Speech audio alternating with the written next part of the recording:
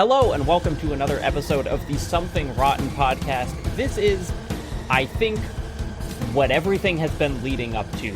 My name is Jacob Geller. I'm joined, as always, by Blake Hester, and we have finished the video game Metal Gear Solid 2. Jacob. Blake?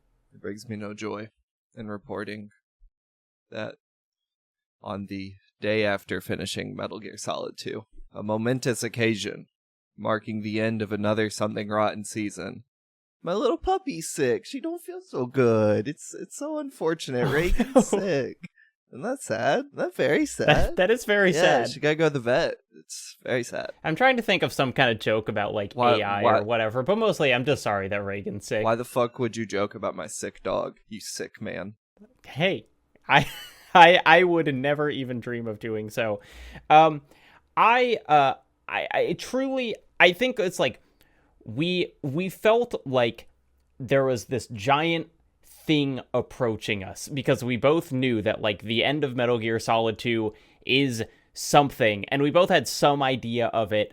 And then over the past couple weeks, especially last week with Thor, we kept kind of guessing at things, and they were like, you are going to have a lot to talk about next week.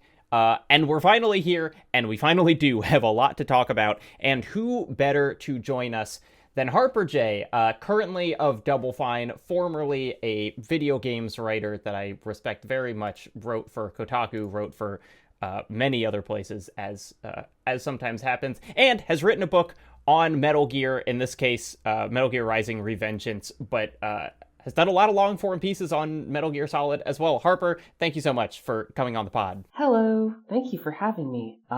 Am I given to understand by everything you're saying that this is your first time playing Metal Gear Solid 2? This is both of our first times playing both Metal Gear Solid 1 and 2. That's fascinating. Well, I'd played the Zone of the Enders demo about 40 times. I mean, that's like a huge portion of the game right there, the most important portion of the game. So technically, it was my first time playing 1.90 per...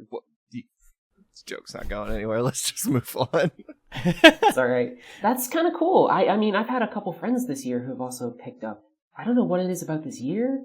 Maybe it's just Kojima season, but I've had some friends who've also played through it, and I've watched them play through, and no one guesses it. Nobody's prepared for it.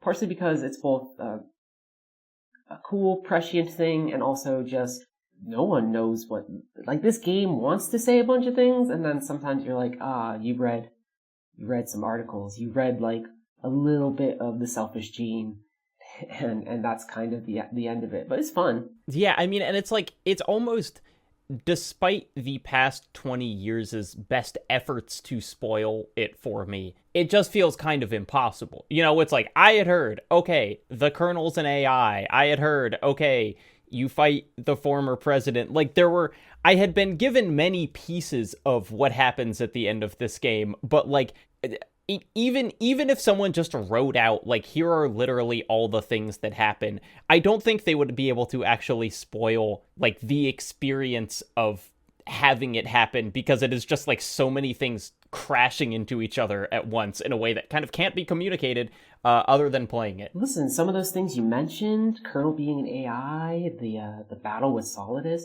the reason you know about those is that's mimesis, baby. Those are the strongest memes of Metal Gear Solid 2. The DNA of the soul. Yeah. We've been kind of playing this in chunks. We've been playing it like a book club, and so, strictly speaking, this episode is going to go from basically EE's insertion of the virus and death to the end of the game. But I do want to kind of talk about it as a project. I want to, do the whole thing. Here is my question for Blake Hester.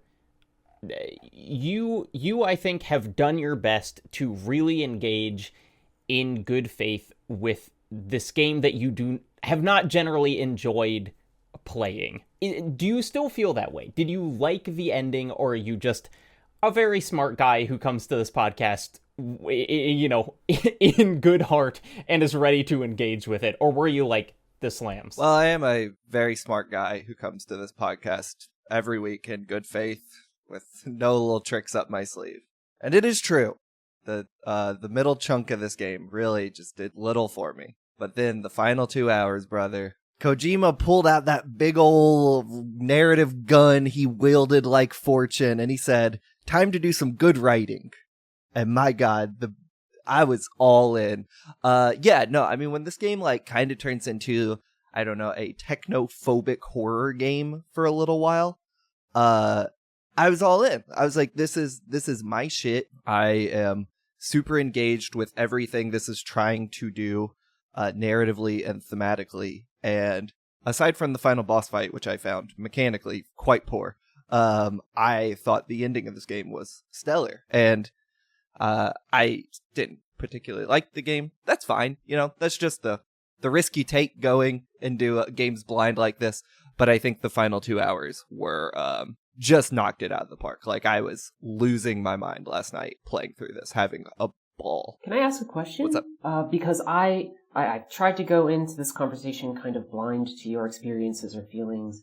Were you immediately on board with Raiden, Blake, or were you like, I don't know quite what's happening here? Oh, I mean, I knew I had long known the switch to Raiden. Yeah. So, like, I don't know, it's not a great answer, but like, I just knew to expect it. So when it happened, I was like, okay, here's the moment.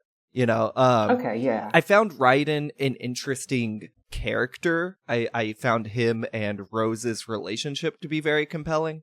Up front, I am very much not a fan of Kojima's style of writing when it comes to like character work and dialogue.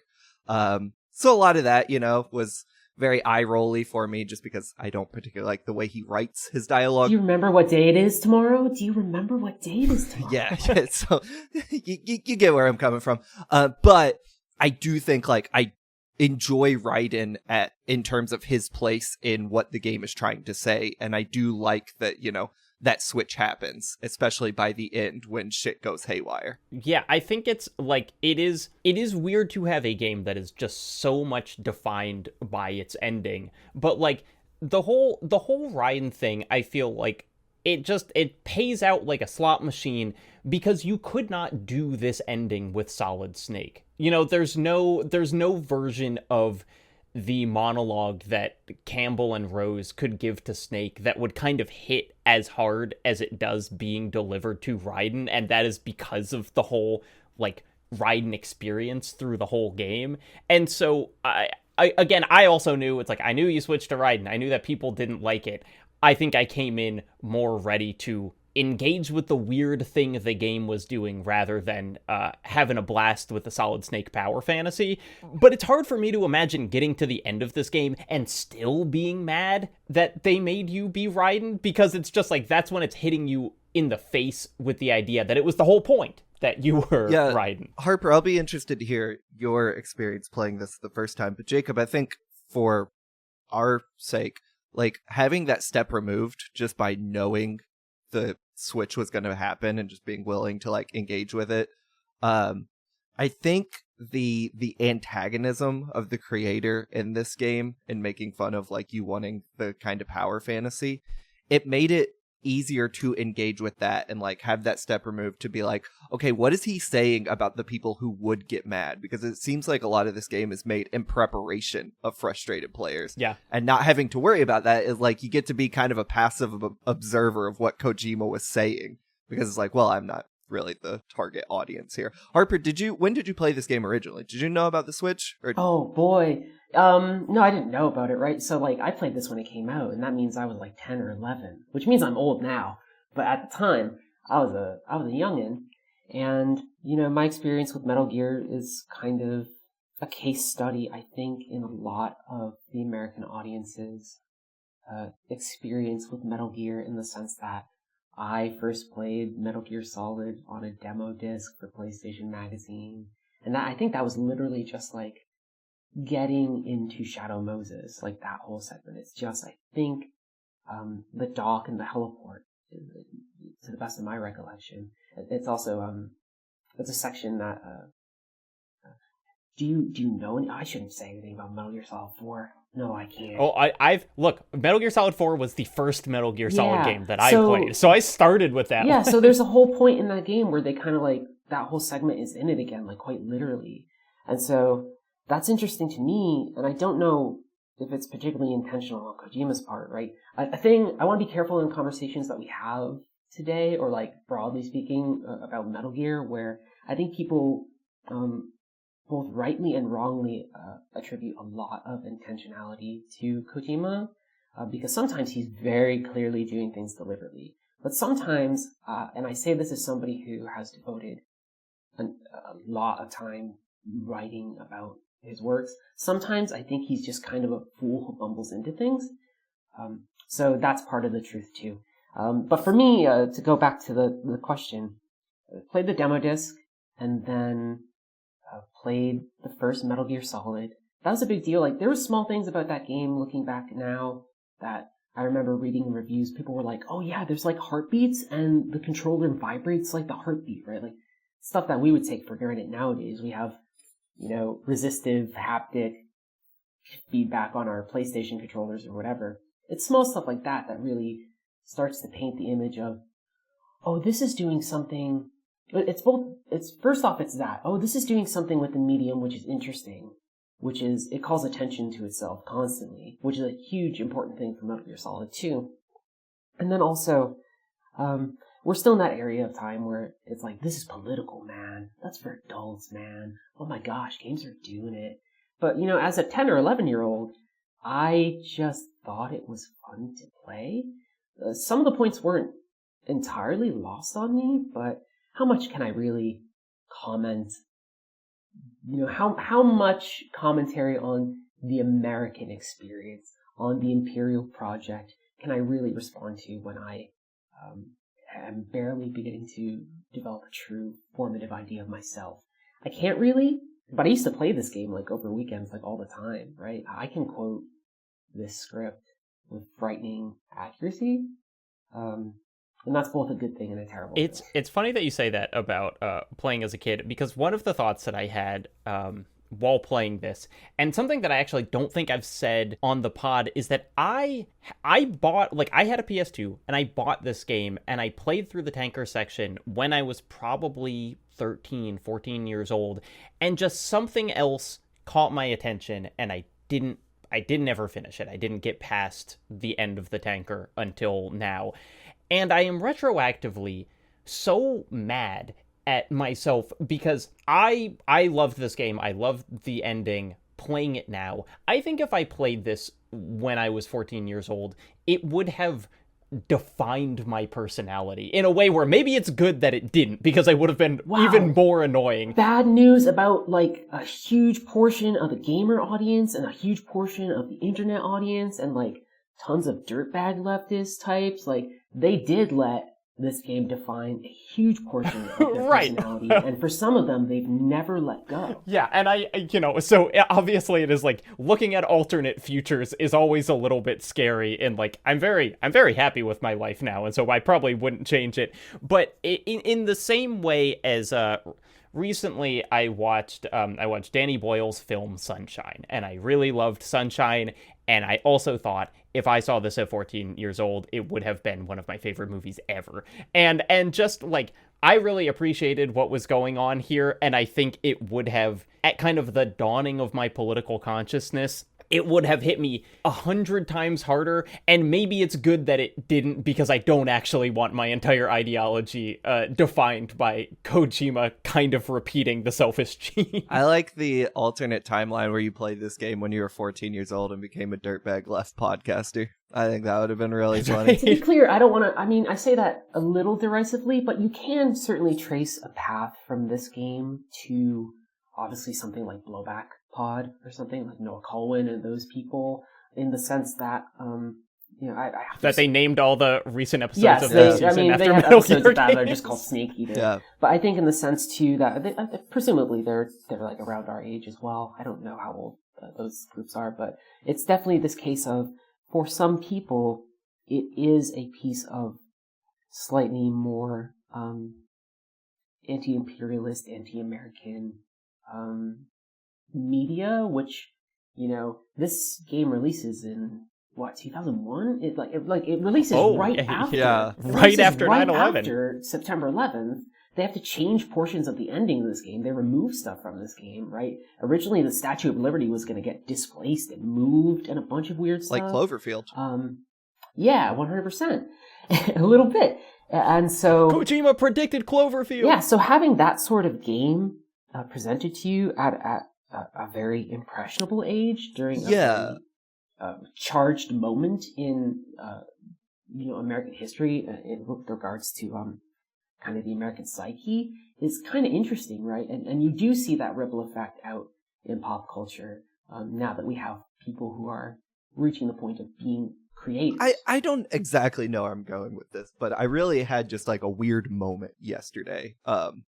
And I'm sorry, I feel like I've spent this season being kind of a Kojima hater, which is ironic considering how much of a defender of Death Stranding I am. But I don't think you have. I think you've honestly given him a lot of kudos for someone who's not getting along with these games. I think, Harper, what you're saying is so valuable to hear for me, because this game strikes me as a great gateway game into like bigger ideas. You know, I think like Jacob, you were saying if you played this when you were 14, like it would have blown your mind. I finished this game for the first time and saw Stalker for the first time in the same day, which are really interesting pieces of media to experience in, within 5 hours of each other.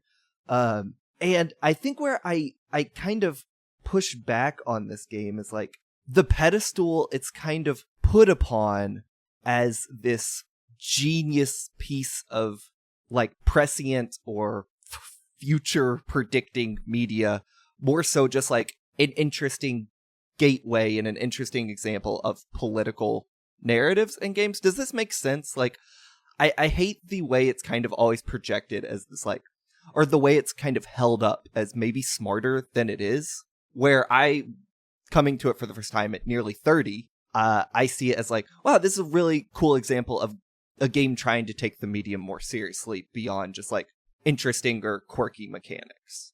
But it doesn't strike me as like, Stalker was a revelatory moment for me. Metal Gear Solid 2 was not. I think it's, I think there are a couple ways that we can come at this. One of the really enjoyable things about finishing this game is there is so much long-form good writing about Metal Gear Solid 2 in the way that does not often exist about games that release now, or if they do, they're kind of on YouTube videos or other places that are kind of harder to research and track down. But I've been reading a lot of people's pieces about this, and I think the place that I've come to, and Harper, I want to know if you agree with this, is like the stuff that it has to say about the American government is interesting political writing that is not, radically more forward thinking than a lot of other writing at the time. What it is doing with itself as a game remains, like, its commentary on games, I think, is fundamentally more interesting and more novel than its commentary on American. Yes, I fully agree. Yes, yeah, 100%. So I'll say a couple things, which is, to start us off, I'll say something which sounds unflattering, but it has stayed kind of like a splinter in my mind ever since I've heard it. I believe this was my friend Jackson Tyler of Normal Mapping. I think they said something to the effect once of the idea that some of the best stories told in video games are still a thing that you would buy at like an airport bookstore. Yes. And yes. I know that sounds really damning to the medium. I mean, we're here on a podcast talking about games, treating them seriously. Jacob, you may, have a huge footprint now, I would say, kind of informing people, informing the ways that they think about games seriously and have imaginative and interpretive kind of analyses of them. And I think games are wonderful, but at the same time, I don't know, this isn't a novel thing that's being said about America, right? It's the bare minimum to look at the American project and say that there's a problem here. Or to say that, hey, this thing is not a thing controlled by, like, the deterministic will of a collected people, but really a very privileged group of powerful folks. That's like surface level stuff. I think I fundamentally agree that this is more interesting as a game about games, which is kind of a reductive way to talk about it. But I think Kojima's a way better game designer than he's a writer. That's the truth of Death Stranding. Yes, as well. yeah. Blake, you said that you like Death Stranding. I really adore Death Stranding, but I think there are moments in there which are very, very human. I think Kojima sometimes has a way of grasping upon melodrama in a way that's important. People sort of deride melodrama sometimes and say, oh, it's not as serious, but our emotions are very important things, and we should embrace them. We're huge fans of the Yakuza games here. We love melodrama. Right. But what Death Stranding is doing in terms of a shared infrastructure, in terms of what it means to build a path for another player and how that ties into the themes of that game, that's way more interesting than, Die Hardman talking to you for 20 minutes. That's the absurd stuff. And that's kind of the same case here, where, Jacob, you were talking about writing about this game, and I don't know if you ever got around to it, but when I in a fit of late night fury, I forgot that I had never sent this to you, which was James Howell's piece. Oh, I read it. Metal Gear Solid 2, which is called Driving Off the Map, for those at home who have not heard about this piece. Driving Off the Map, James Howell. It's possibly, I would say, one of the most just really honed and focused pieces of formal textual criticism for video games in terms of saying, hey, this is what it means to repeat a space from game to game. This is what it means to repeat verbs from game to game. What does it mean that in Metal Gear Solid 1, you defeat Metal Gear Rex by, pointing your Stinger missile and shooting, and then the next time you defeat a Metal Gear in the tanker, you're just taking pictures, but it's the same mechanical thing that you're doing. What does it mean to have, the Vulcan Raven arena functionally recreated when you're fighting Fat Man? And what does that contrast mean? And that's part of the plot. The plot is like Ocelot being like, actually, you were inside Shadow Moses the whole time, baby. But in terms of what that means for the mechanics, it's very important. And that's the more interesting stuff, I think, that's happening in Metal Gear Solid 2 to me than anything else that's happened. We spent so much time talking about the repeated motifs of this game and how much we could give them kudos for being intentional and how much it feels like just returning to the same old bag of tricks. And it's like, if you want to give them the maximum kind of like, if you want to engage with them as if every single decision was absolutely intentional, which I do think is a good way of engaging with a piece of art, Howell's essay is remarkable for that, in terms of just like tracking every way that it is mirrored and inverted and whatever. And it is the kind of thing that the end of this game then begs you to think about. It's not subtle in terms of like when it tells you this is what it's doing, but if you really want to dig in there and find every little piece of when that is happening and why, he does an incredibly good job at doing that. It's that right there that I found so like infinitely compelling about the final 2 hours of this game, is all of that stuff coming to a head, more so than, we had a fight in the financial district of Manhattan. What does that mean? It's like, I don't really care. But all of this stuff as kind of a frustrated sequel, I think is like really incredible stuff. Harper, I want to ask you about a line that is in your piece on Kotaku, which is a long-form piece that you wrote on it. You did one on MGS1 as well. And did you do ones on the original Metal Gears? I did them on the MSX ones too. And then I was gonna do the rest. And I was like, no, I should leave. I should get out of this. Look, a good call for your own well-being. Yeah. But you said early on, and I wrote this line down, and I was like, I really want to talk about this. As you said, Metal Gear Solid 2's fear is that player behavior undermines the craft of the artist. Which I just like, I would love for you to kind of expand on that and let us kind of inform how we talk about what this game is doing towards the ending. Yeah, so my fundamental position on games is that the player is a very antagonistic presence. I've used this framework, makes it sound funny, but that starting position has informed a lot of criticism I've done, a lot of public speaking I've done, and for good and for ill, some people follow me on it, and some people get very upset when I suggest this. A phrase I've used from time to time is this idea that players are tyrants. There's a controlled space which exists, and we impose a deal of control over it, and that control sometimes runs contrary to, say, like, what a character wants. We can make characters do things that they don't want to do. And that there's something very interesting about that to me.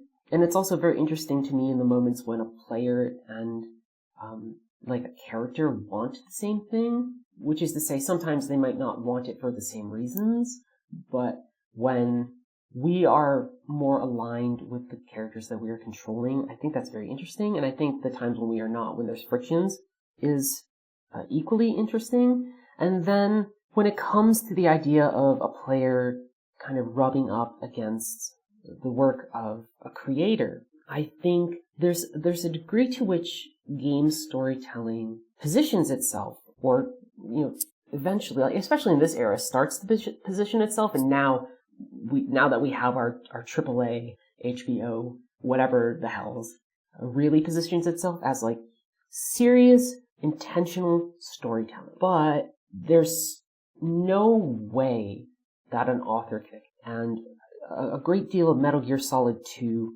seems to be preparing itself for the ways in which the player might rebel against what they're being told, what they're being asked to do. And I think, I don't know if there's a fully antagonistic relationship between the game Metal Gear Solid 2 and the player, but there is something there. There is a kind of antagonism where I think very often the player is asked to do things that they just would rather not. C4 disarming. Yeah, like swim through that flooded hallway twice. Yes, there's a lot of intentional points of friction, and I don't fully know what to make of it, whether or not the idea is, if you push through that, then, like, you're one of the true soldiers who did it, baby. But there's a way in which I think this game, more than most games at the time, is really kind of putting up the defenses against the player, because it does want to say something, and I think it's very afraid that the player will devalue that message through some type of shenanigans. Yeah, I think, not to I don't want to fight a man who I respect and is also dead, but, like, Roger Ebert's video game art thing, which people talked about a huge amount 10 years ago and now has kind of faded away, wasn't that he didn't say video games aren't art because I think they're stupid. He was like, video games aren't art because they are essentially, like, uncontrolled environments that, like, when you're making a movie, you can control exactly what the person is going to see and experience.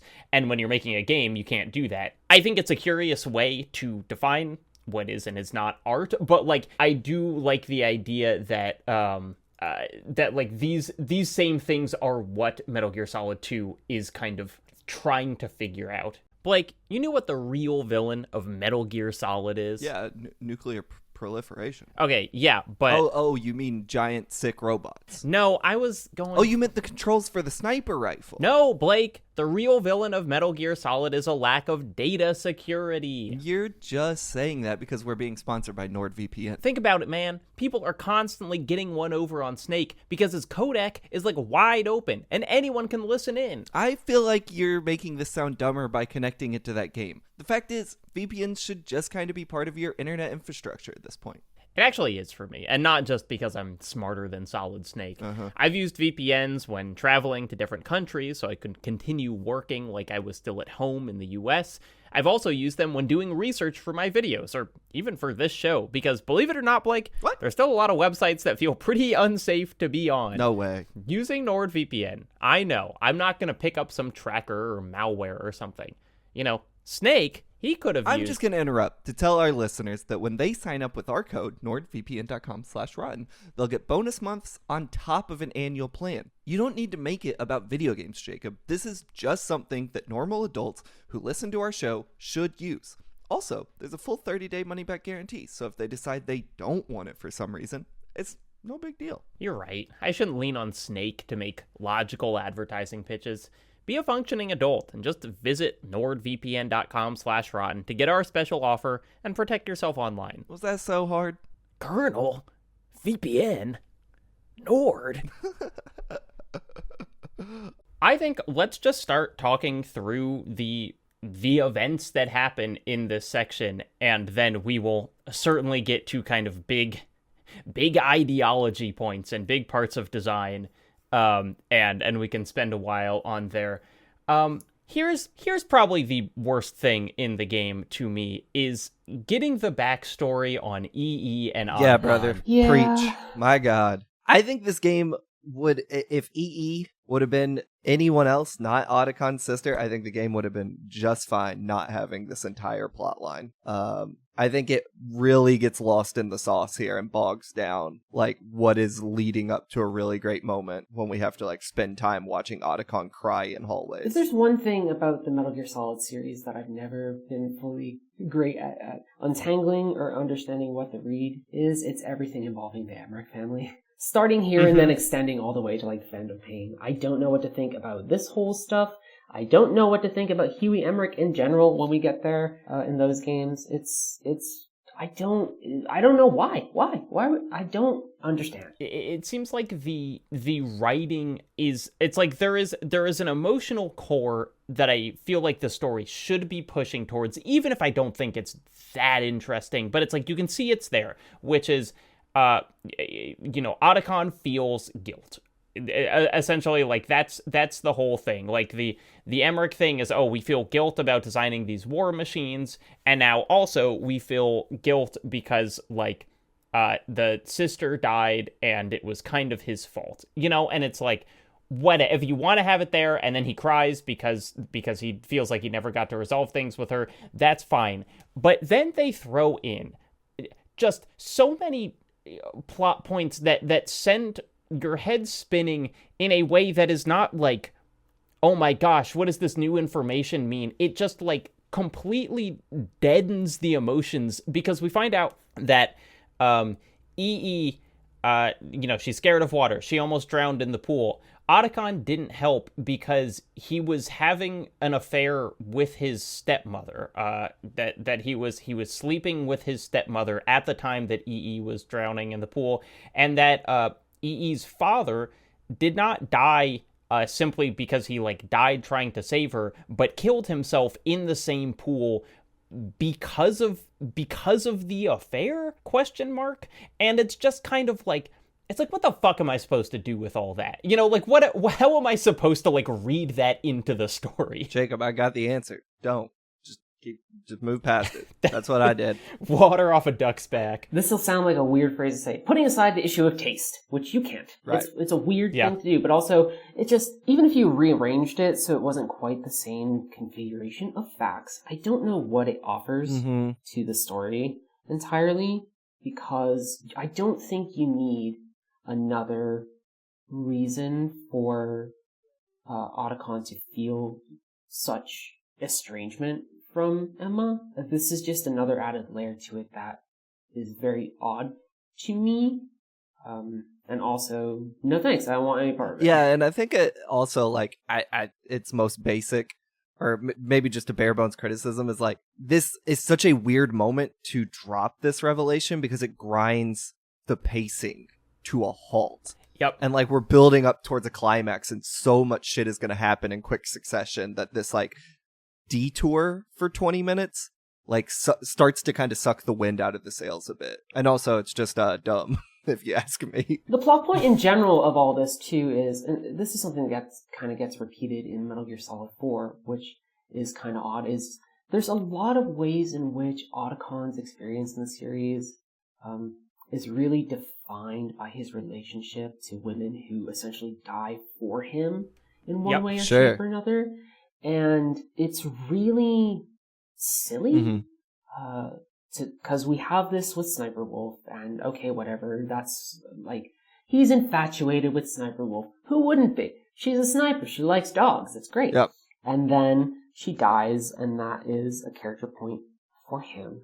And this happens again with Emma, this happens again with another character in Metal Gear Solid 4 as well. And it doesn't seem necessary to me, because if there's one thing I actually really enjoy about this game, broadly speaking, is I like Otacon in this game a ton. I love the relationship he has with Snake. I love how he's grown into himself. And I'm fine with there being familial drama between him and Emma, but the pattern that we have kind of starting to repeat here throughout is just, it's the same plot with Otacon a lot, just different kind of variations on that theme. And it's one of the bigger fumbles in the series for me. Yeah, it really just feels like it is the point in the game where Otacon needs to be sad about a dead girl. Yes. It's like it's about that time, and we've got to get it happening. But then I will say a good thing is that he and Snake have a really complicated secret handshake, yes, they do, which I found very entertaining. They love each other. They're great. But fortunately we don't have to dwell on that for too long, because a bunch of shit starts happening right away.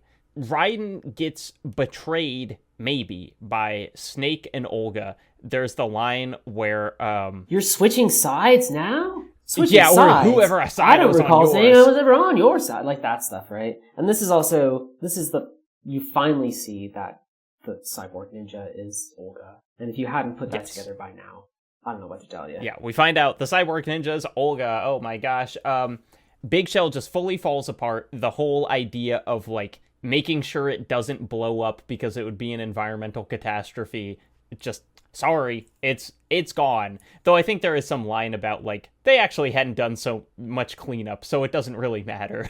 And also, I almost said Ocelot. Otacon gets the hostages out there who are there. There are actual hostages, and he does get them onto his helicopter and gets them out of there. Right, like that's his big thing. Things like, you gotta do it for me, buddy.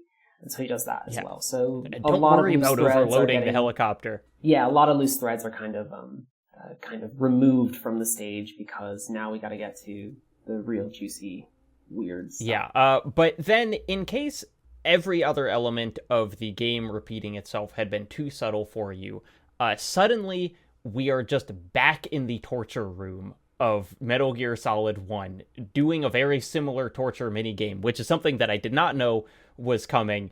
And it is like Ocelot says you're in the memory of Shadow Moses. Like, theoretically, you are on Arsenal Gear, but in no way does it read as like, yes, I'm inside a big ship right now. It just reads as like, somehow I have been transported back in memory to the previous game. I would say mechanically it repeats, right? Because you have to do your own kind of variation of the torture sequence. This is another case of Raiden going through the same beats as Snake, the player repeating those beats again, and kind of repeating those mechanics as a way to almost a really bizarre pilgrimage upon the path of the hero, walk like them until you become them kind of way, right? Yeah, except Raiden is somewhat humiliated in this because he is completely naked, and they do the Austin Powers / Simpsons movie thing of like blocking his dick with random items in the room. Very good. Which I quite enjoyed.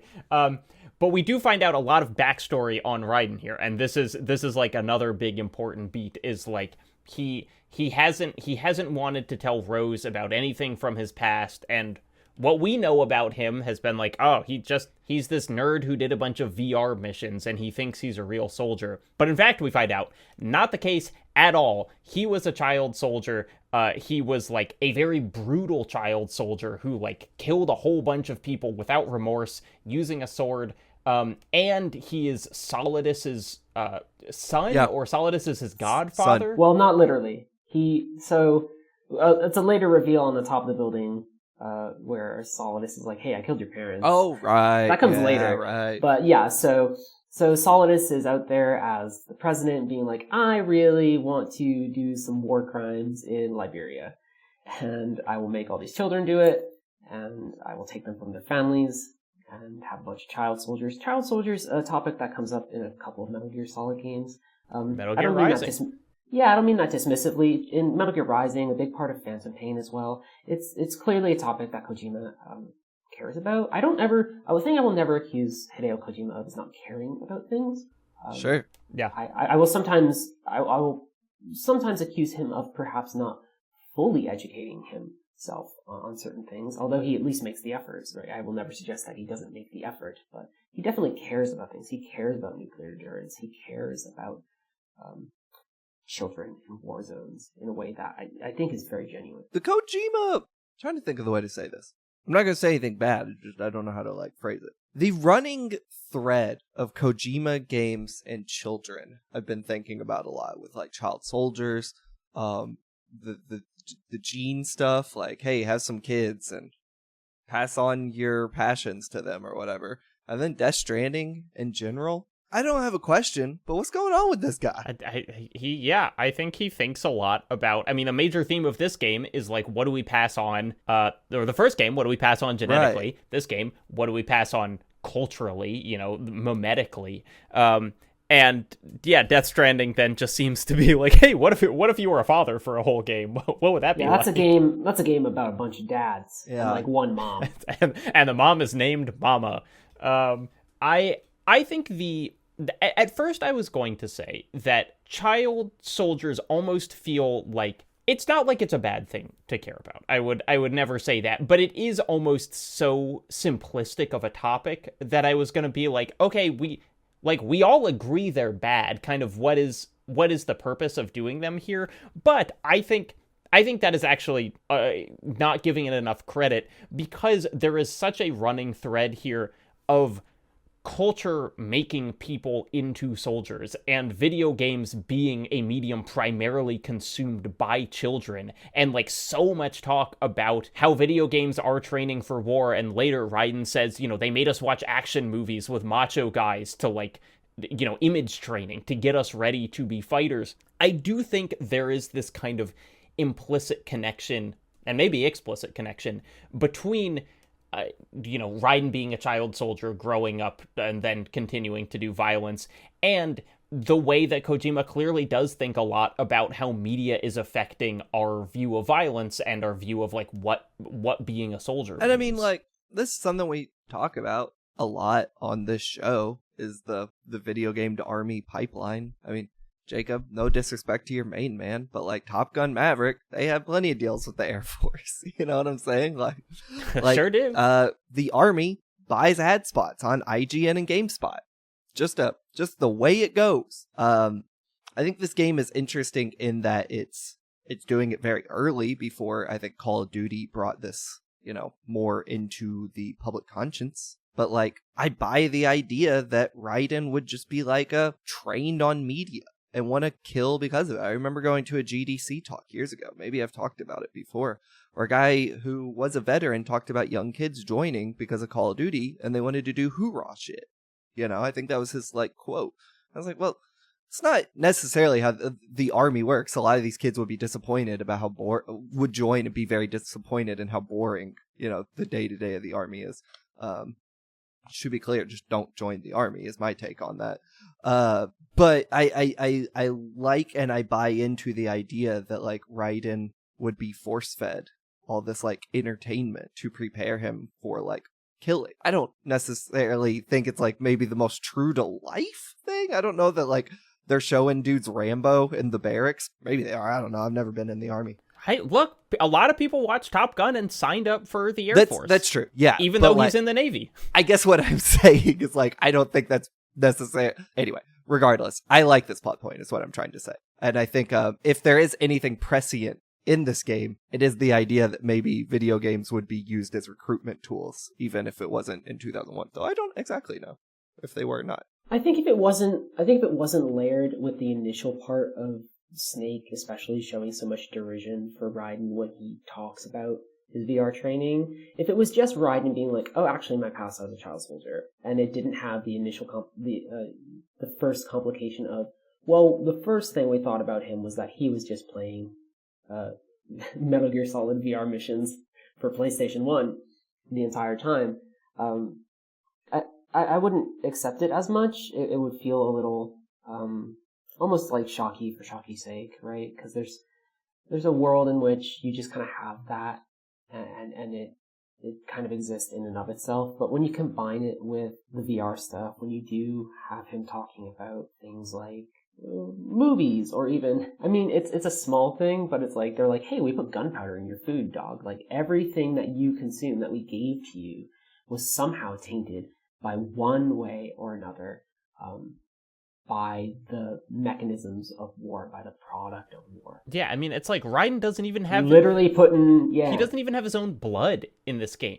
Like, they No. took out his blood and gave him different blood. Something we're not talking about, though, that I find interesting is, like, Kojima is commenting not just on the industry itself, but he's commenting on himself, which I find very interesting, because he is making violent games with badass dudes on the surface, right? And I think, like, I don't want to speak for the man. I only know the text I've been given here.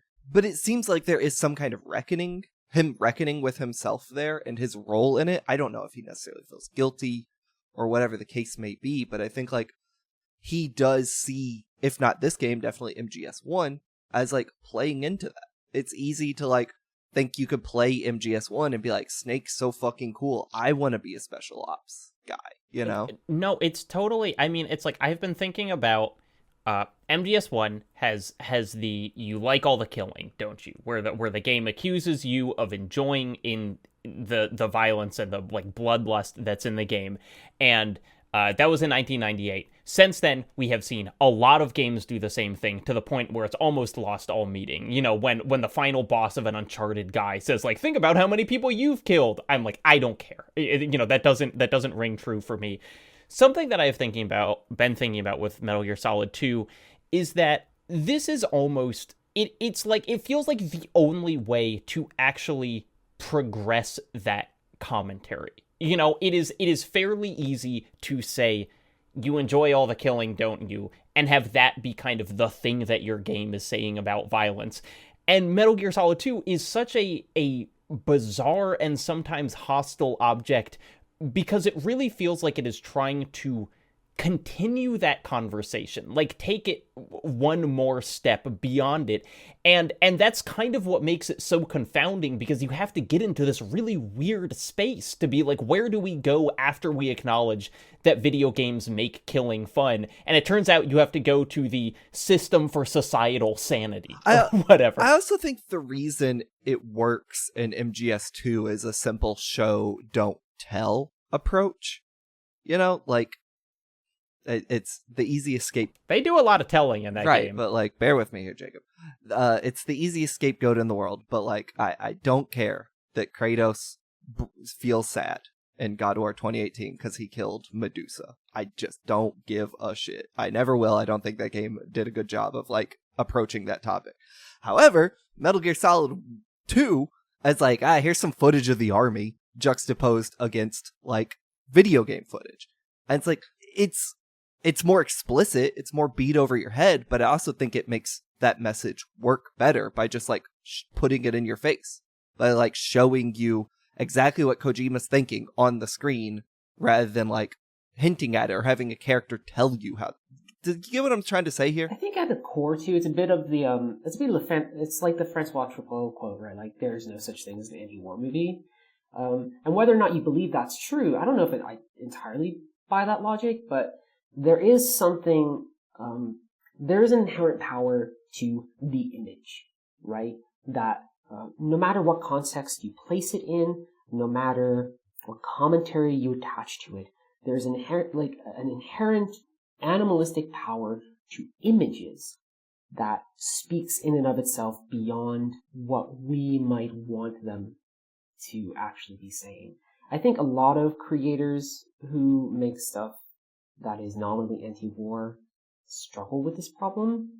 This is kind of famously like the whole arc of Yoshiyuki Tomino's thing with Gundam, right? Is like, I made this anti-war thing and now it's like very toyetic.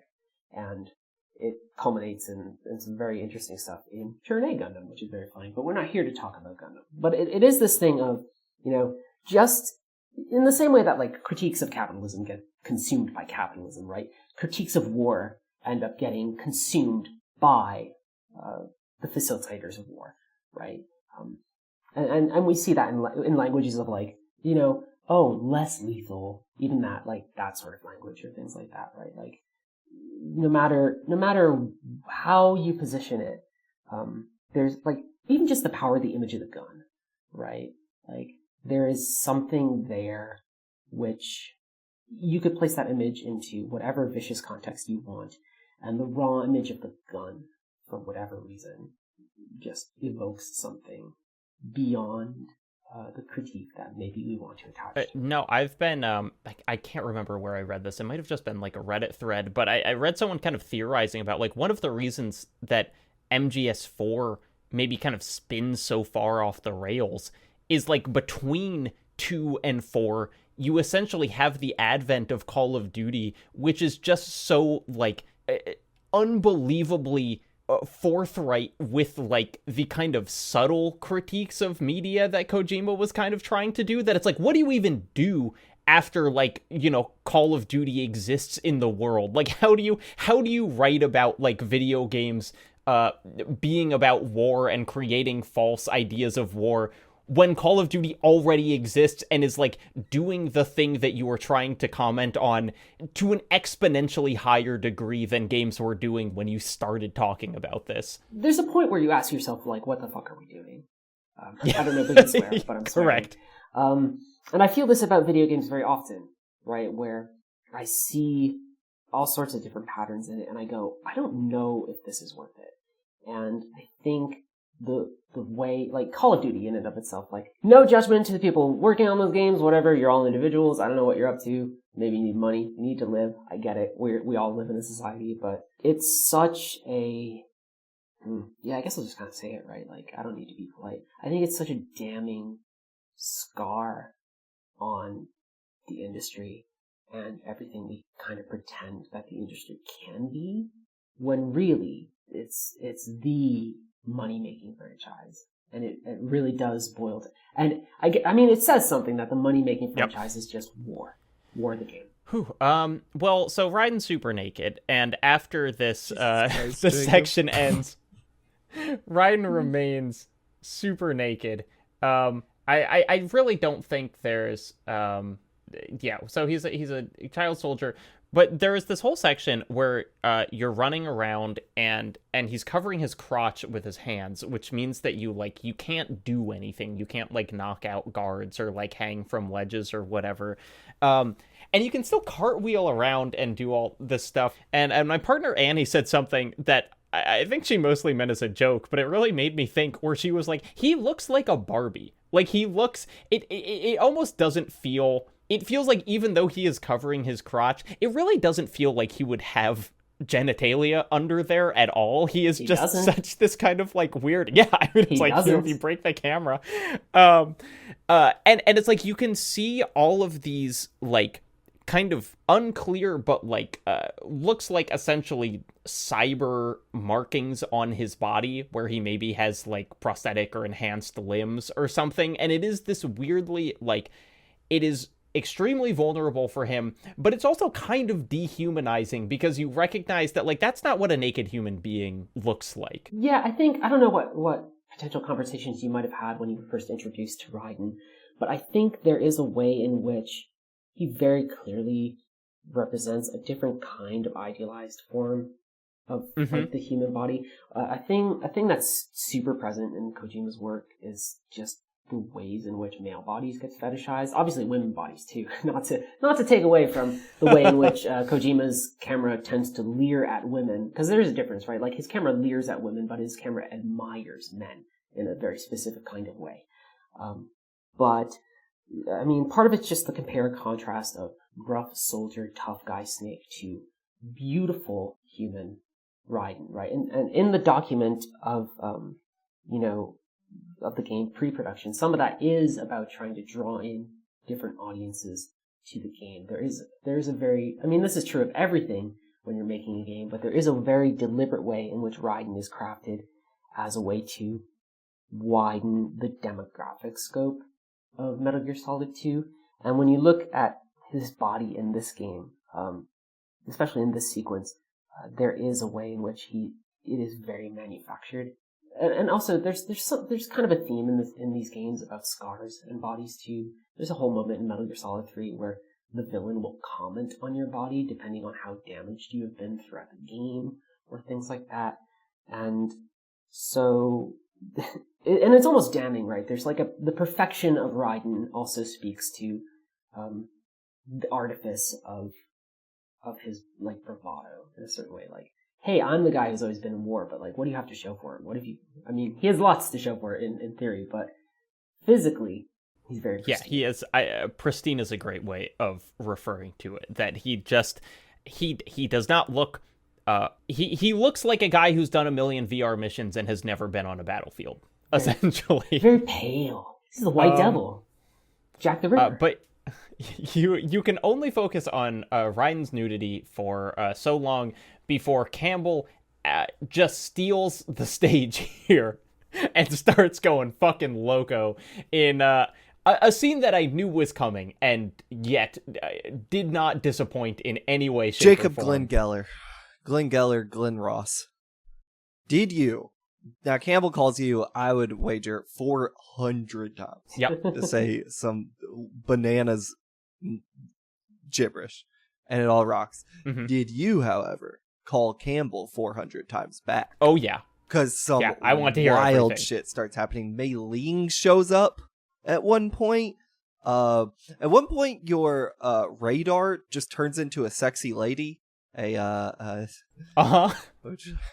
there's a whole thing with the Konami eyes girls that we haven't really probably got into. I will say something about that moment, which is that if players hadn't noticed that the radar screen sometimes adopts views that the character would not necessarily have, that's the moment where it's very obvious. But this happens not the same way, but earlier, like if you shoot a piece of glass and a guard sees the glass that's broken, like on the tanker, it will show that in your little radar screen. So there's a way in which that space has never been entirely literal, but maybe players don't really notice it until they finally go, here's the sexy lady. Well, I sure noticed it when the sexy lady popped up, because I was like, what's going on in the corner of that? At one point, he starts just reading the etymology of certain flowers, I believe. It's the coolest shit that's ever been in a game ever. No offense to every other game, but step it the fuck up. It's so good.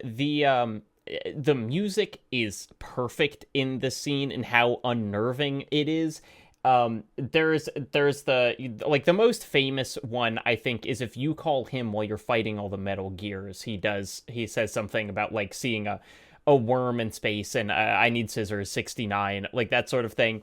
But my favorite one was if you there's one time when you call him and he's just like, I'm so sorry for making you pay for lunch the other day. To tell you the truth, my finances are not doing well. And it's like, it's so weird in that, like, how normal it is. And the camera, another just like, oh, I would never have thought of this, but it is so weird and good, is before the camera starts showing that he has like a skull on his face, it just starts showing different angles of him where you've been calling him and you get the same angle of everyone's face on the codec the whole game. And then it's just like slightly lower, or you're looking at the back of his head or something. And it really is, it is that kind of like, I think this is something that Kojima is exceptionally good at from a game design standpoint of, you did not know that you could make this aspect into a, like emotional storytelling device. You know, that most people would see that and be like, that is purely gamic.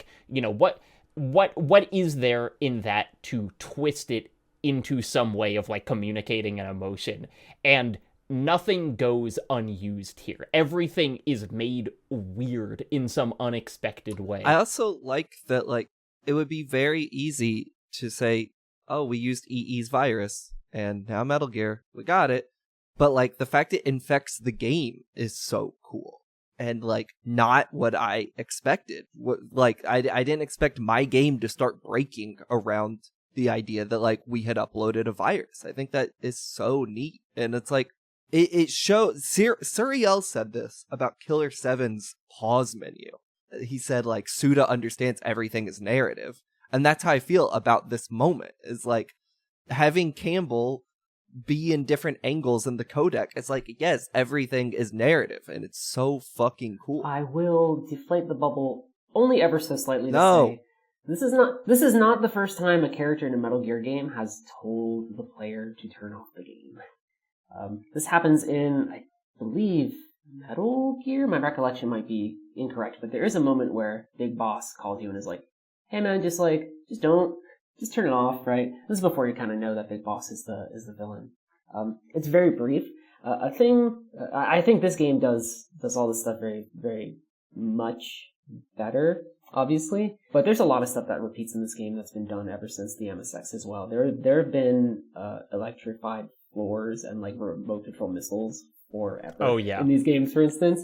So this is like a much more crystallized and well-considered version of what if we make the player wonder about the hardware to an extent too. Counterpoint, I was born in 1994, so games don't exist before the PS2 to me. That's fine. So That's fine. the other ones didn't exist. It started here as far as I'm concerned. No, that's the American one. That's the American viewpoint anyway, right? There are no games before Metal Gear Solid. That's right. And hey, look, that's why they chose Raiden, is he never looks back and he never considers his history. Yes. Other things that I love here, the rooms in Arsenal Gear are named after body parts, which is essentially, we just played the scariest game ever made, Anatomy, on the show not long ago, and like the idea of you being in like the ascending colon is like, oh god, what's going on here? The thing, I guess, I mean, it's like there's so much good surreal writing going on here. They start showing different, Campbell just starts rattling off like different VR missions, you know, from previous games, and it will like show them and whatever. There is this whole conversation with Rose where Rose tells you that it was all just a game, but she did fall in love with you, but kind of not. And this whole time, it is really unclear what Rose is, where like Campbell is fully a construct, but like I was really struggling with, and this was in some parts hurt by playing Metal Gear Solid 4, in which Rose is like a real character who's there a bunch, but like it really seems to, it wants you to not know and to be kind of interrogating yourself as Raiden is about like, is Rose real at all? Is she real and just playing you? Is she actually in love with you? You know, what do you do with any of this? And Rose does not help with her calls. The design document outlined a different version of this for the initial way that Metal Gear Solid 2 was going to do that, which was that Rose was initially going to be one of the hostages present on the big shell, and you would keep on trying to find her, and she would always just be not there, kind of Princesses in Another Castle style, and that was going to be a mechanism by which the player was supposed to question whether or not Rose was actually like real. So that's always been kind of a goal from the earliest conceptions of the game, to kind of make the player doubt whether this person that, you know, Raiden supposedly has a fundamentally strong, actual existing relationship with is real or not. I much prefer it when it's just somebody you're talking to on codec.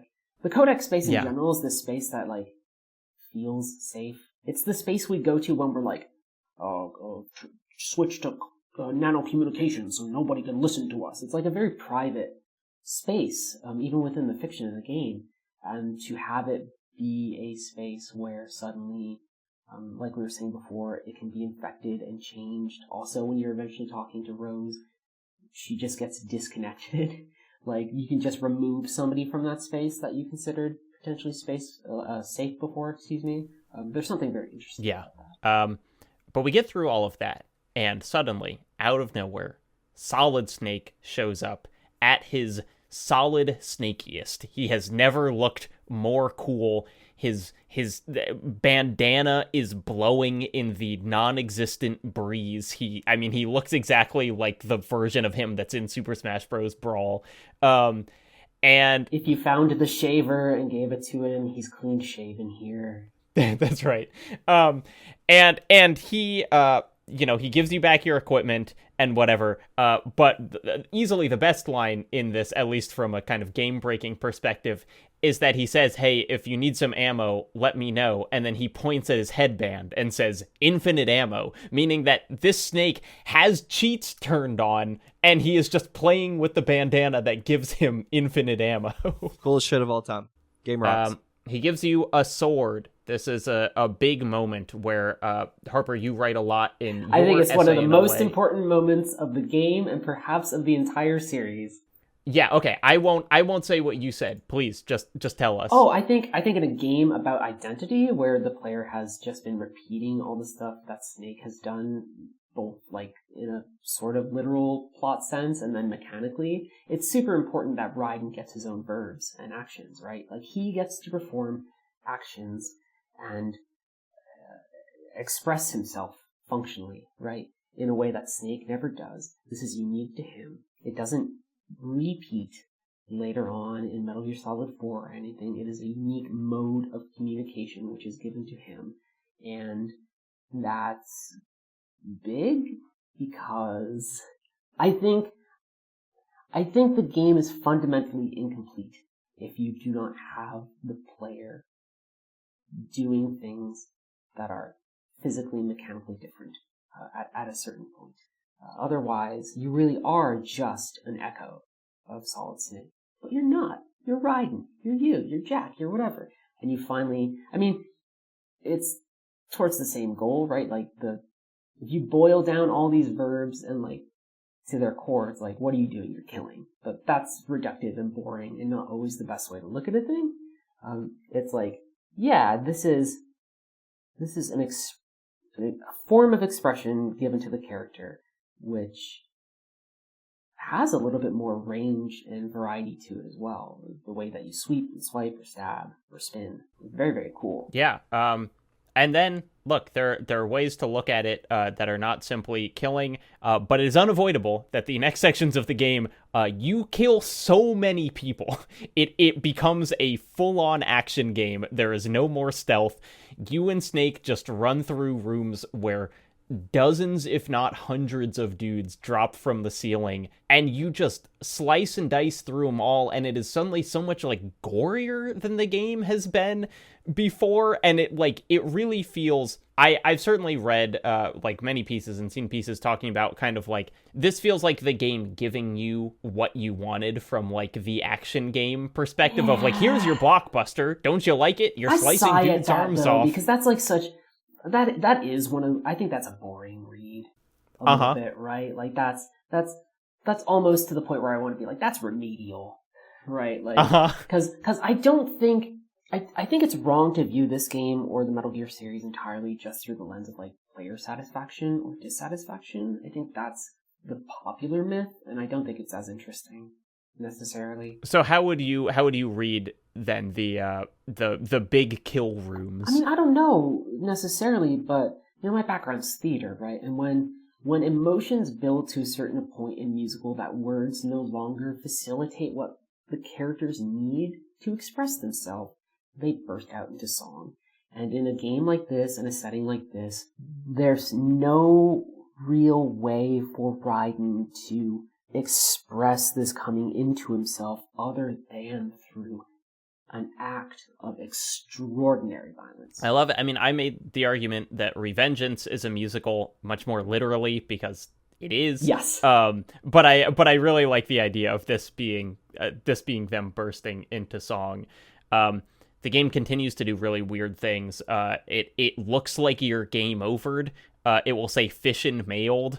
Hey, but you'll continue playing in like the little corner of the screen. You can't do that. You can't mail fission.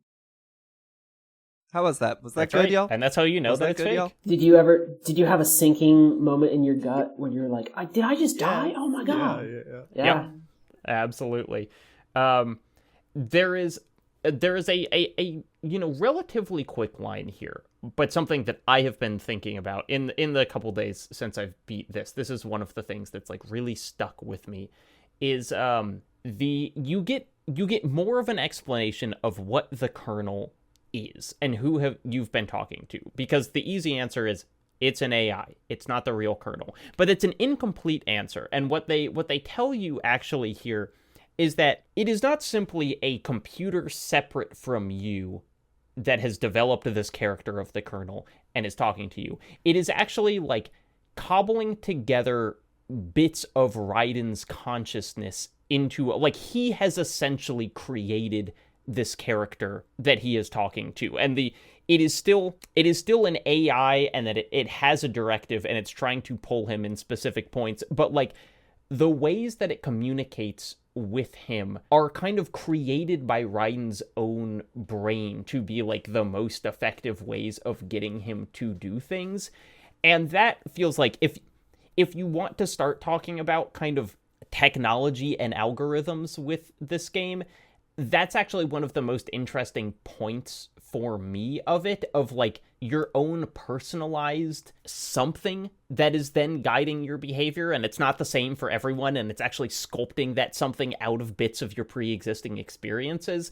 I just like, I loved that. I loved that the Colonel was not simply a smart computer. An incredibly fancy version of a large language model, right? Of just predicting the next thing that's expected to be said.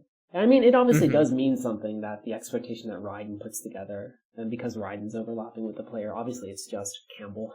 Who's the guy I'm going to go out on missions with? Oh, it's going to be that fella. It's going to be the Colonel, who's really just the guy from Rambo. And like, you know, kind of, you could picture a different version, a different character might have someone who would treat them with a little more kindness or compassion or whatever, but like Raiden just creates this military guy who is going to kind of not let him explore his own emotions, because like that's not what they need at this point.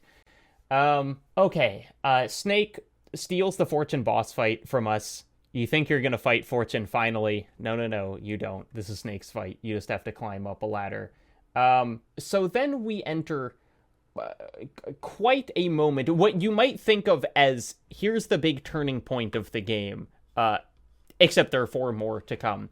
But you enter an arena that is in this totally abstract world that looks very much like the VR missions from Metal Gear Solid 1, and you're just left to kind of walk around there while a voice, is it Ocelot? Solidus. Is it? It's Solidus. It's Solidus, tells you that you've been in the S3 simulation, which stands for the Solid Snake simulation, where everything that you've been experiencing has been crafted to turn you into the perfect soldier. That essentially, if they put you through the same events that Snake went through in Metal Gear Solid 1, you would turn into an equally effective soldier as him. It's all a training program. And then you fight 12 or 20 or 6 Metal Gear Rays. Blake, S3, Solid Snake simulation. Were you like, make sense to me? Yeah, so put me in there. I'm ready. Drop me in the SSS. How'd you do with the Rays? Easy boss fight. You just take the stinger, head, done. Easy.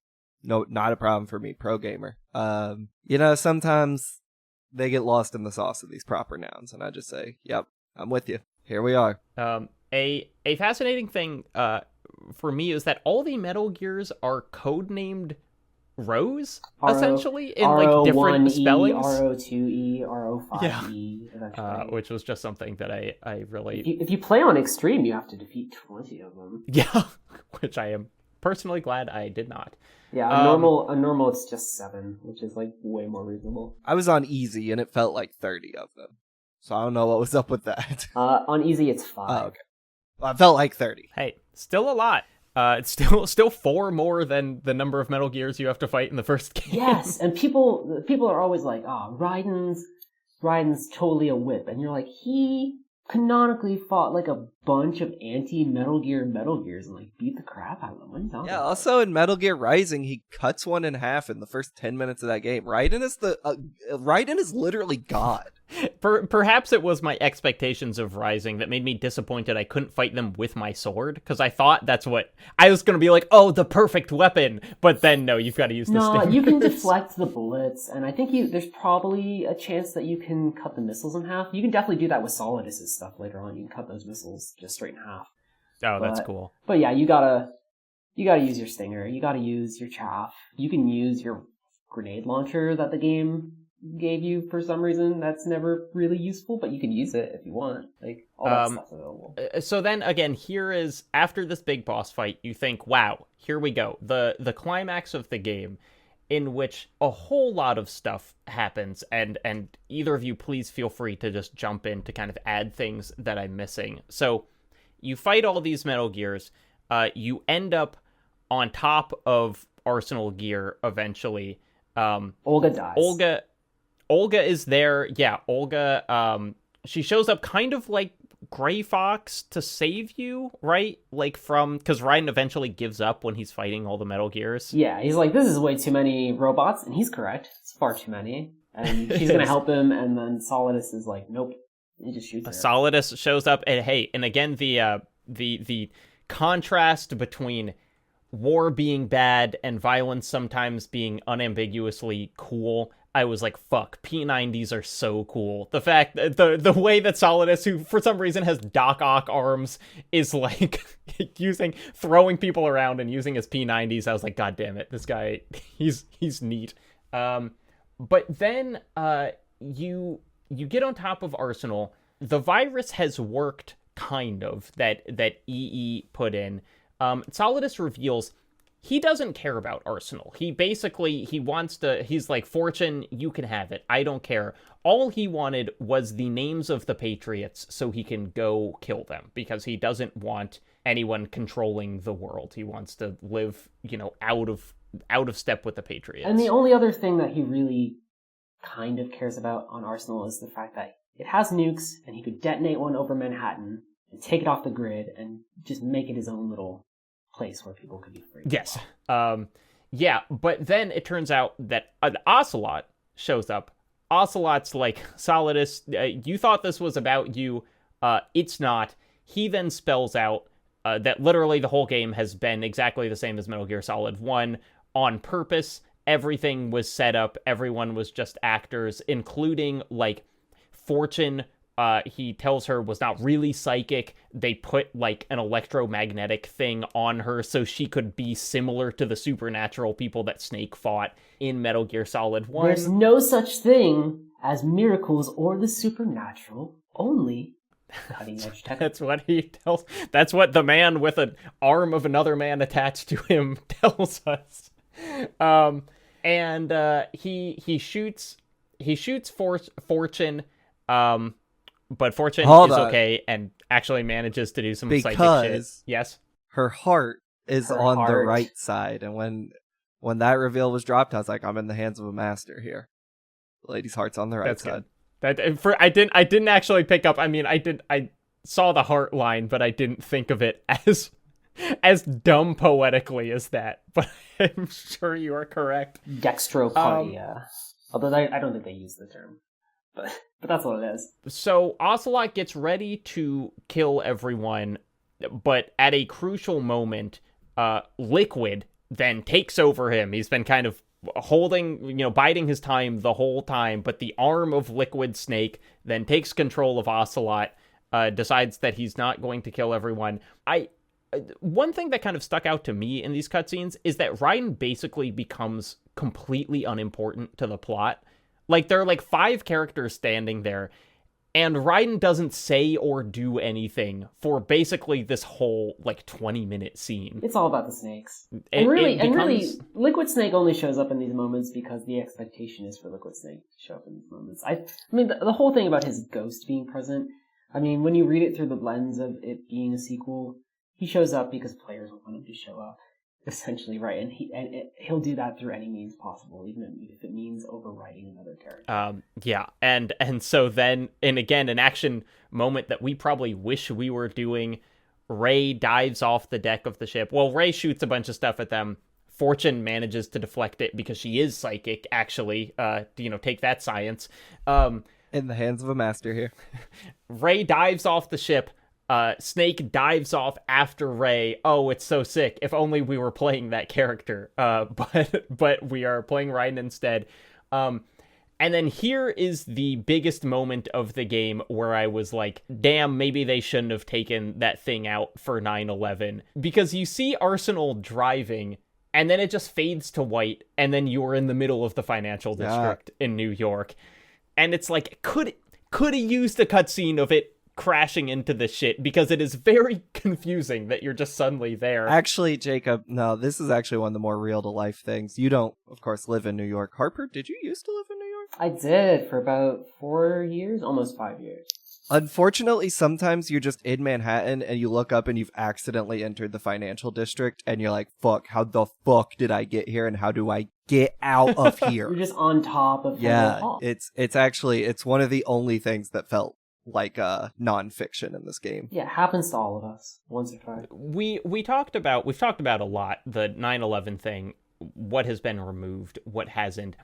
This part felt, and not just the the cutscene missing was one thing, but there are so many scenes at the end here where you can feel the conspicuous absence of American flags, where the entire shot is framed to include like a character and a flag, and the flag is just not there. And it's like surprising to me that in the discussion of the various things removed by 9/11, this feels like the biggest one of all, that like those shots would be fundamentally different if they had flags there.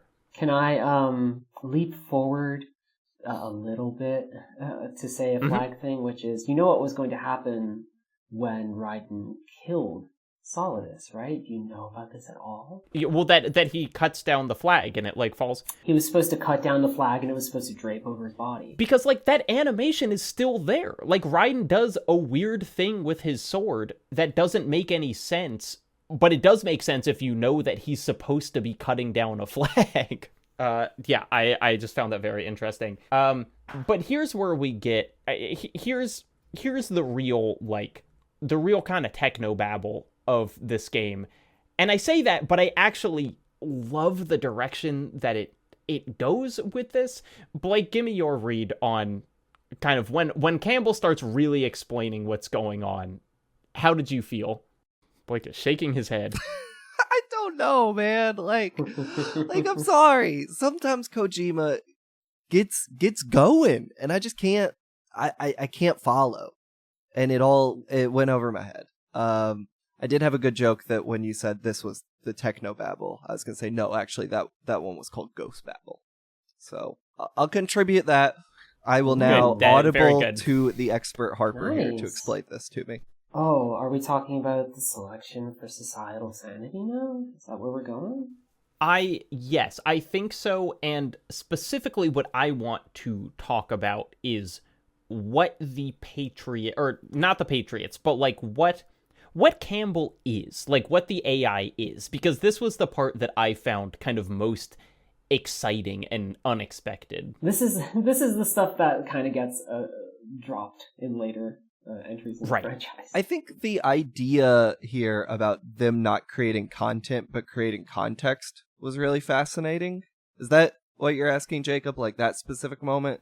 No, it is when Campbell says, we're not what you would call human, and you get the little skull fakes. Oh right, and they've like formed organically in America. Yes, that they are essentially like a consciousness that was formed in the crucible of the White House over hundreds of years. That it is this kind of like this embodiment of the American spirit made manifest and turned into this bizarre robot alien thought control thing. But the idea that it was like it did just kind of happen organically, and this is, I think, and Harper, you can probably confirm this, like this is kind of the Richard Dawkins thing where he also writes about like this thing almost as being organic, that like culture is forming a third entity of some kind. There's almost an idea here.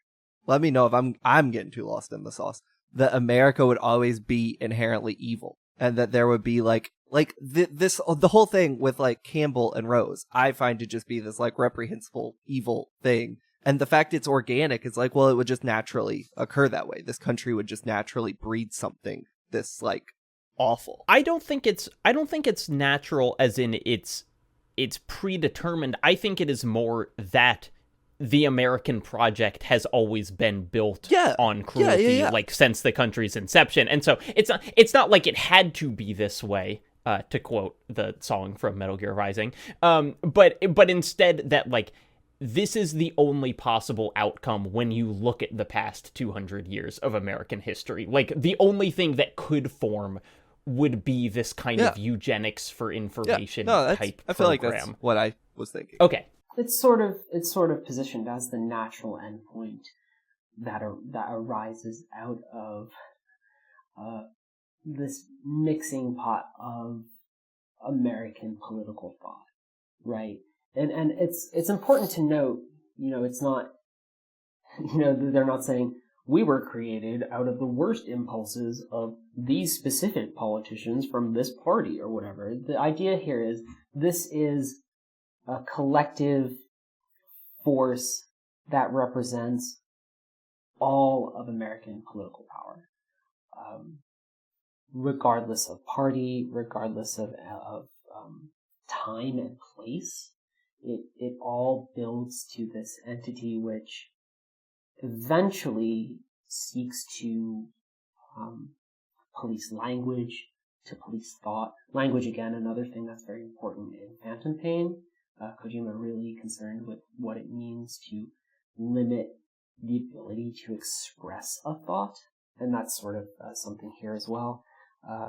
The idea that eventually America itself becomes such a fundamental force of nature that it has a continuity that extends beyond its citizenry or its politicians. It just becomes a natural disaster, almost the same way that a hurricane exists. Is very fascinating. Yeah, and I think something that we touched on last time is like I dislike ideas like the Illuminati in part because the idea of essentially like a secret race of lizard people or whatever who are controlling the country and doing all of this stuff, which often spins into anti-Semitism when you're talking about these sort of conspiracy theories, is like it is too easy. It's too kind of dumb to just think that like the whole thing is the fault of, in this case, 12 patriots who are deciding everything and have replaced the president.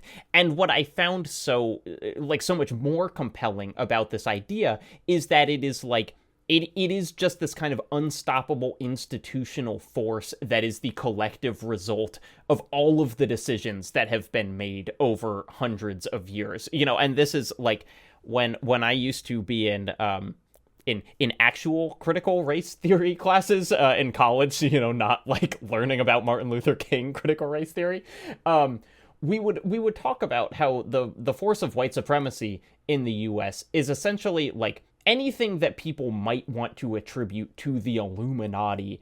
Like those kind of things have actually happened, and they have been largely as a result of white supremacy and the idea that, like, for instance, for modern capitalism to exist, there needs to be essentially an underclass who works for almost no pay, either like literal slavery or like, immigration and undocumented migrants being able to be paid essentially slave wages. And the way that like the country adapts so that these systems survive, that when slavery ends or when Jim Crow ends, there is a new underclass that is created so that this kind of thing can keep happening.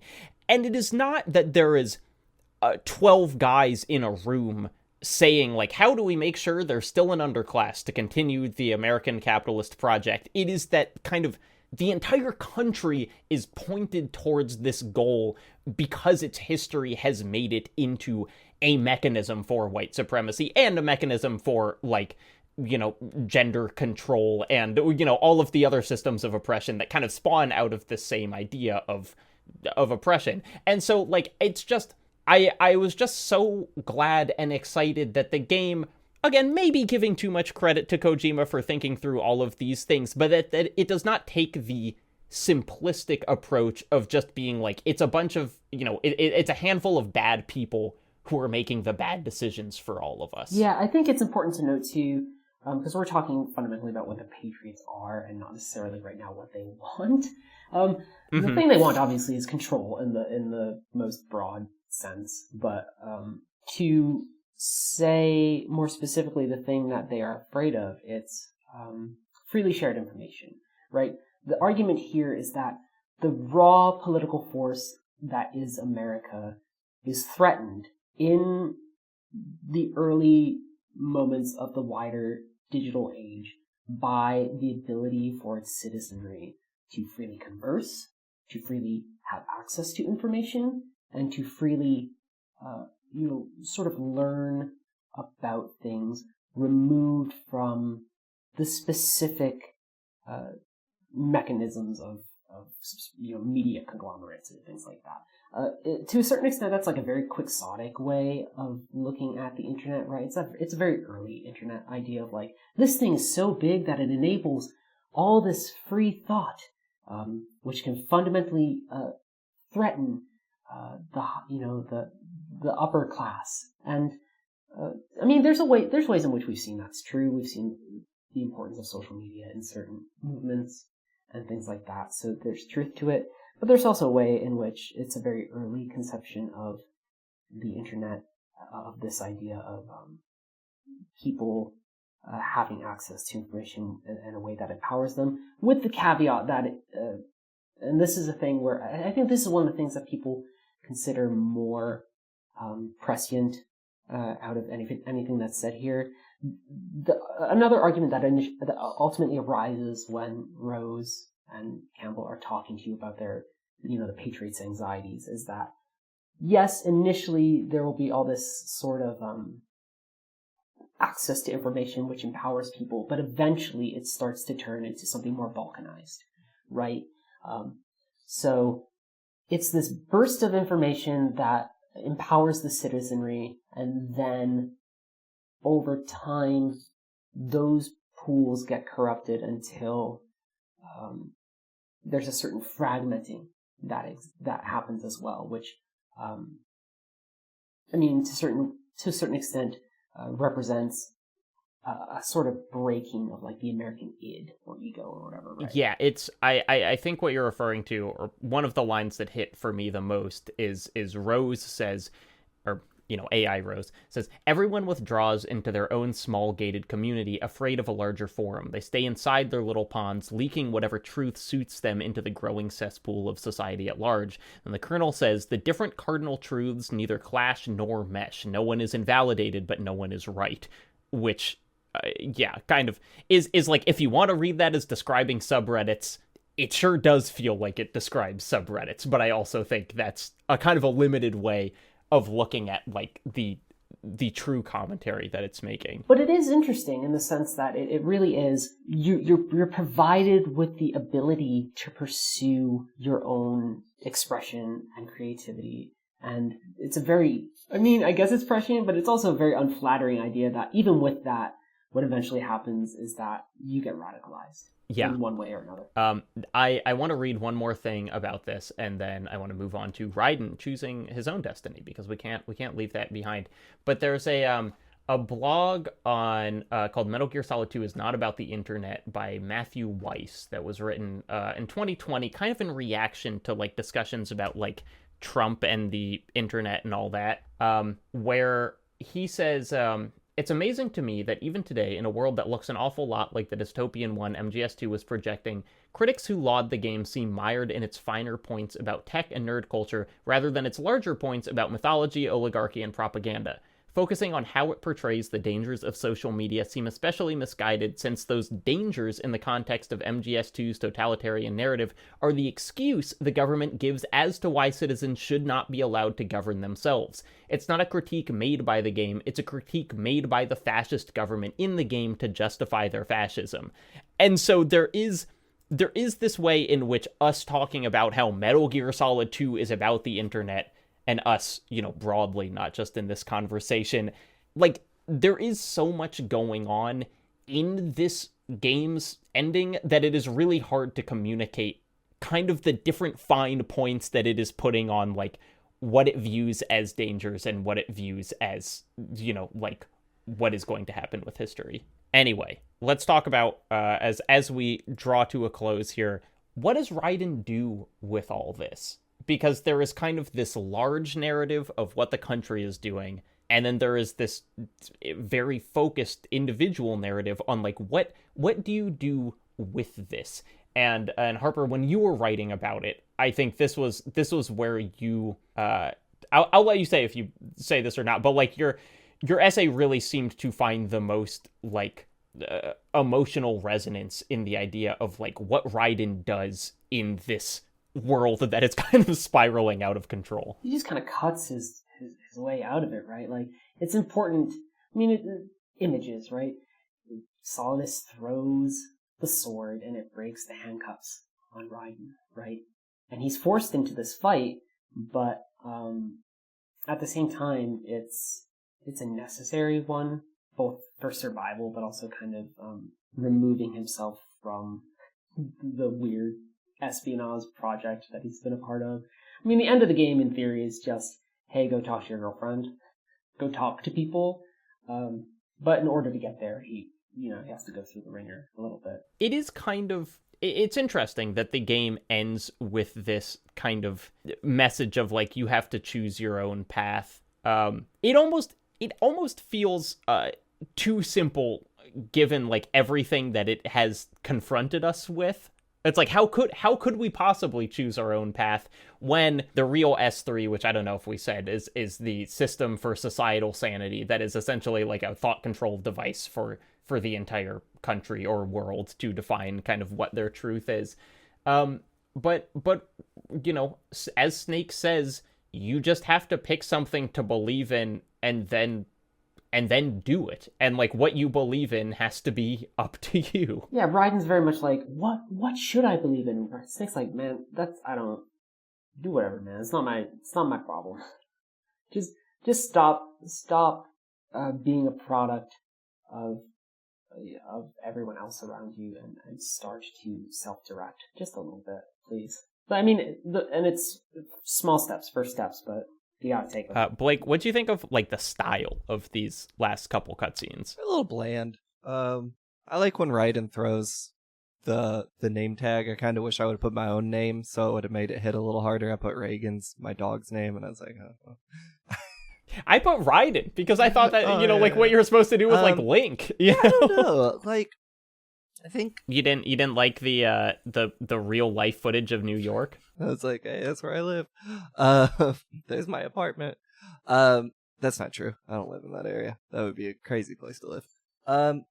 No, I think there is in MGS1 and MGS2 especially, there's this, like, MGS2 is presenting such a bleak idea of the world, especially the world Kojima at that point seemed to think we were about to enter as the internet proliferated further.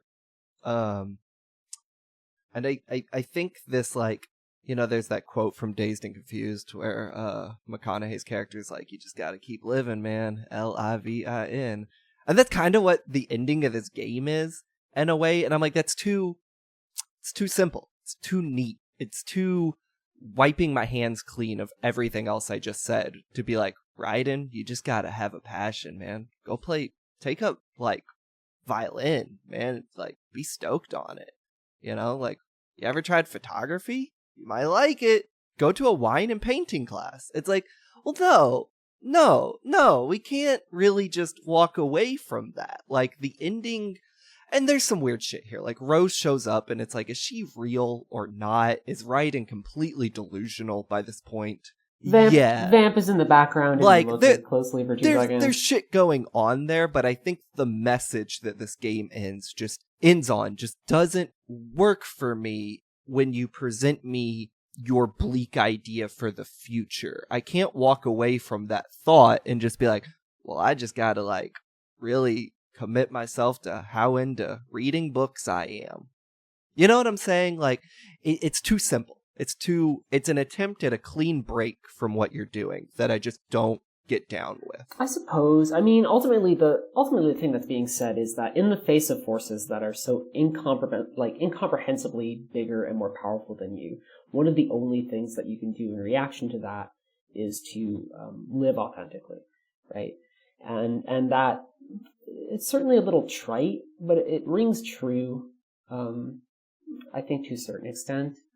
I wish that it wasn't maybe... If there's one thing I actually think is a bit of a detriment to the end of the game is like the way in which Snake really becomes a mouthpiece for the author, way more explicitly than maybe he ever has. I mean, we have this in the first Metal Gear Solid where there's a cutscene near the end and it's like, it's Naomi just talking about like, you're not tied to your genes, man. There's like, I almost find that a really interesting, like, expression of a lack of trust in the player, because if you've gotten this far, hopefully you already get it. You don't need Snake to spell it out to you again, but I don't know, maybe some folks do.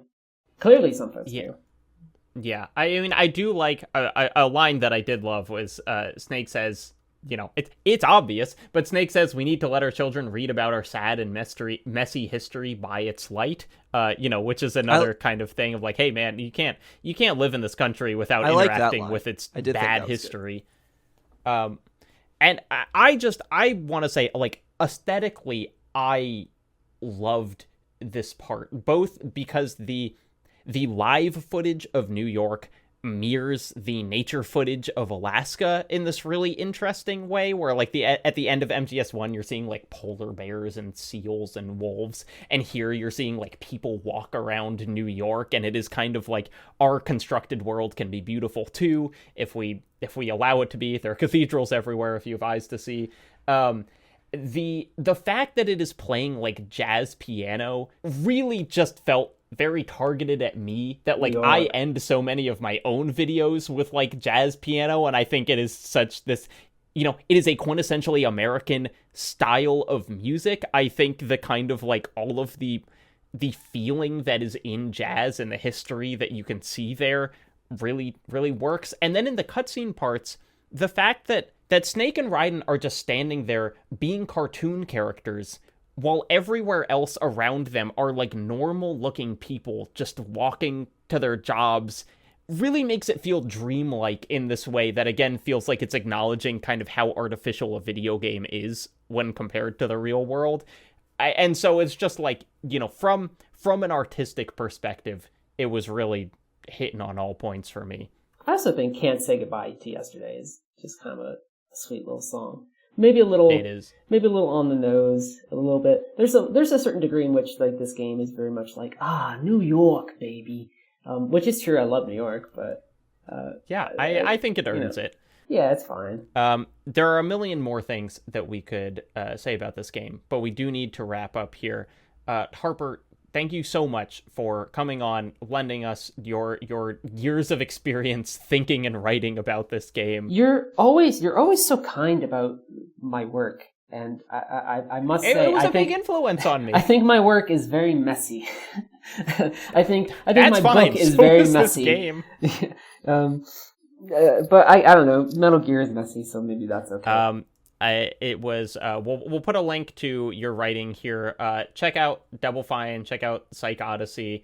I'm sure the studio will also be doing fun things in the future that we will be able to talk about. But until then, this has been Something Rotten, talking about Metal Gear Solid 2. My name is Jacob Geller, for Blake Hester. Turn the game console off right now! And by the way, the Patriots had died 100 years before the events of this game, and that's the final reveal at the end of the they're all dead. So just keep that in mind, listeners. Bye! Kind of snuck that in there the way the credits did.